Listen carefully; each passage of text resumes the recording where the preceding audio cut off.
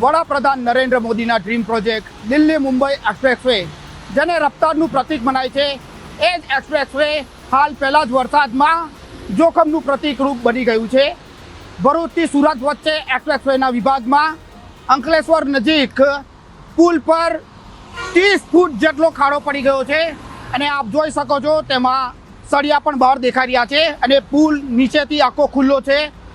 Barricade લગાવીને હાલ તો NHAIએ ટ્રાફિકને ડાયવર્ઝન કર્યો છે, પણ આ પુલ પરથી પસાર થતા વાહનો વચ્ચે આ પુલ આખો હલી રહ્યો છે ત્યારે સલામતી અને સુરક્ષાને લઈને ઘણા પ્રશ્નો ઉપસ્થિત થયા છે. હજારો વાહન ચાલકો આ બ્રિજ પરથી એક્સપ્રેસવે પરથી પસાર થઈ રહ્યા છે ત્યારે તેમની સલામતી અને સુરક્ષા જોખમમાં મુકાઈ છે. જલ્દી ઉદ્ઘાટન કરવાના એમાં ભરૂચથી સુરતનો ભાગ કાર્યરત કરી દેવાયો હતો, જેમાં કામગીરીમાં ઘણી નબળાઈઓ અને ભૂલો ક્ષતિઓ રહી ગઈ હોય તે હવે સામે આવી રહ્યું છે. આટલા કરોડોના ખર્ચે બનેલો એક્સપ્રેસવે 120 કિલોમીટરની રફતાર હાલ પહેલાં જ વરસાદમાં આટલા મસ્ત મોટા ગાબડા વચ્ચે 10-20 કિલોમીટરે પણ ચાલી રહી નથી. માત્ર એક જ લેનમાંથી બધા જ વાહનો પસાર થઈ રહ્યા છે અને તેમાં પણ હજારો વાહન ચાલકોના માટે જીવનું જોખમ મંડરાઈ રહ્યું છે.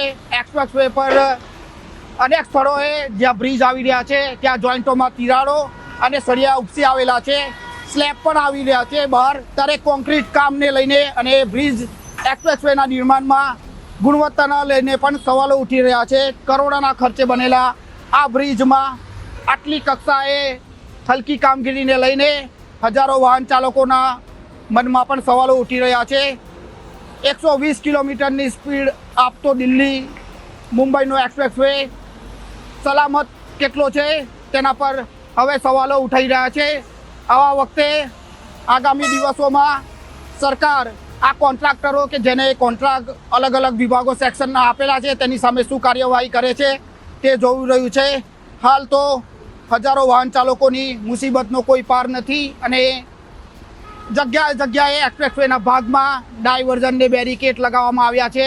ત્યાં ચોમાસાની સિઝન અને ખાસ કરીને રાત્રેમાં મોટી હોનારત અને દુર્ઘટનાઓ સર્જાઈ શકે છે. ત્યારે સરકાર શું પગલાં લે છે તે આગામી સમયમાં જોયું રહ્યું અને એક્સપ્રેસવેને સલામત બનાવે છે કે નહીં તેના પર નજર સૌની રહે છે. વિક્કી જોશી, ભરૂચ, ગુજરાત તક.